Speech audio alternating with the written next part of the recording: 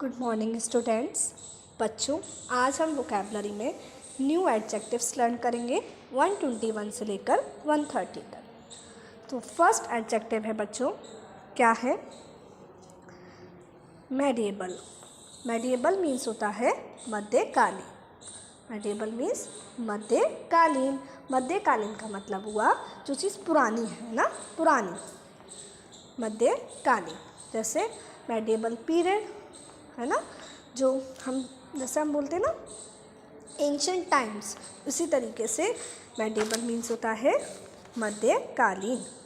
इतिहास के मध्यकाल। मध्यकाल का मतलब बीच का समय, इतिहास का, जिसका इतिहास का। Second, vertical. क्या है बच्चों? वर्टिकल। वर्टिकल मतलब सीधा। जैसे मैंने अभी एक लाइन ड्रॉ की है, वो कैसी है? वर्टिकल है। तो वर्टिकल लाइन, वर्टिकल मीन्स सीधा। ओके। Next, solar. क्या है? सोलर। सोलर मीन्स सौर। सोलर मीन्स सौर। सौर मीन्स हो गया बच्चों, जो सोलर का मतलब है किससे संबंधित? सन से। जैसे मैंने कहा सोलर एनर्जी, तो मतलब जो एनर्जी हमें सन से मिलती है, तो सोलर मीन्स सौर। Next, miniature. क्या है? मिनिएचर। मिनिएचर मीन्स लघु। मिनिएचर मीन्स लघु। जैसे कोई चीज़ बहुत बड़ी है और हमने उसका एक छोटा रूप कर दिया, मतलब छोटा रूप बना लिया, है ना।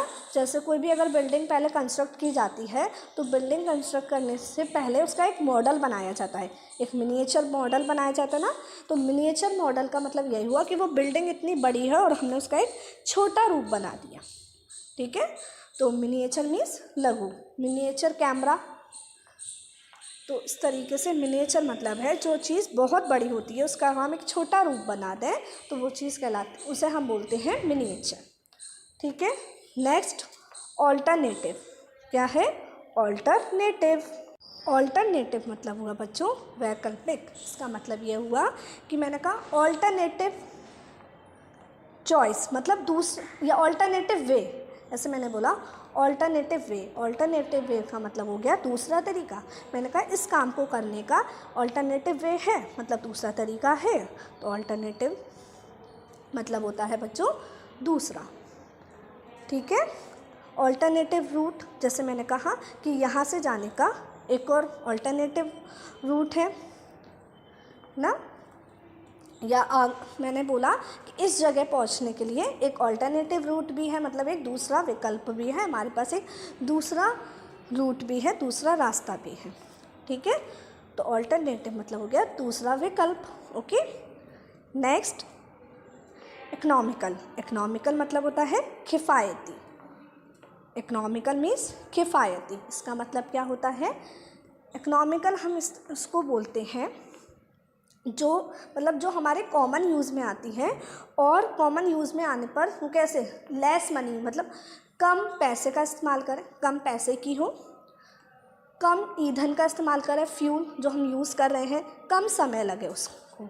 जैसे मैंने बोला इकोनॉमिकल कार, तो ये कार कैसी है? जिसको बनाने में जिसको, या हम कह सकते हैं बहुत कम पैसे की है, ईज़िली हम उसको खरीद सकते हैं। या मैंने कहा ये फ्यूल बहुत कम यूज़ करती है ना, ज़्यादा ईंधन खर्च नहीं करती है, टाइम भी हमारा सेव करती है। इकोनॉमिकल मतलब होता है किफ़ायती। Next, renewable. रिन्यूएबल, देखो इसका वर्ड से ही आपको पहचानने में आ रहा होगा कि इसका मतलब क्या है। री मतलब दोबारा, न्यू मतलब नया, और एबल मतलब योग्य। मतलब जो चीज़ हम दोबारा न्यू करने के योग्य हो, जो चीज़ क्या हो, दोबारा नई करने के योग्य हो, उसको हम बोलते हैं रिन्यूएबल। ठीक है। इसका मतलब होता है नवीकरणीय। इसका मतलब उसको हम नया बना सकते हैं, नए करके उसको यूज़ में ले सकते हैं। ठीक है। जैसे रिन्यूएबल सोर्सेस होते हैं, तो रिन्यूएबल सोर्सेस मतलब ऐसे सोर्सेस जिन्हें हम नए, जो दोबारा न्यू कर यूज़ करने के योग्य होते हैं। ठीक है। Next, crude. CRUDE, इसका मतलब होता है कच्चा। क्रूड ऑयल मतलब कच्चा तेल, तो क्रूड मीन्स कच्चा। Next, approximate. अप्रॉक्सीमेट तो ये वर्ड आपने मैथ्स में भी सुना होगा, अप्रॉक्स वर्ड सुना है ना, तो अप्रॉक्सीमेट मतलब होता है लगभग सही। मैंने कहा मुझे यहाँ से आगरा जाने में अप्रॉक्सीमेट 1 आवर लगेगा, मतलब लगभग 1 घंटा लगेगा। मैंने कहा इस क्वेश्चन का अप्रॉक्सीमेट आंसर ये है, मतलब लगभग, इसी के लगभग सही आंसर ये है। तो अप्रॉक्सीमेट मतलब होता है बच्चों लगभग सही। APPROXIMATE।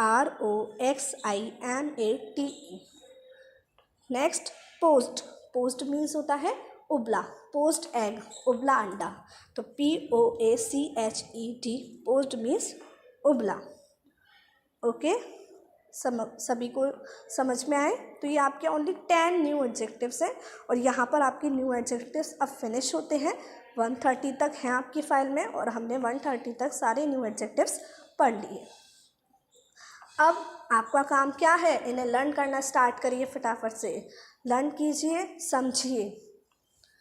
ठीक है, तो आज तो ये हमने अच्छे से लर्न किए हैं। अब हम नेक्स्ट क्लास में इनके ऊपर सेंटेंस देखेंगे कि इनको हम किस तरीके से यूज़ कर सकते हैं।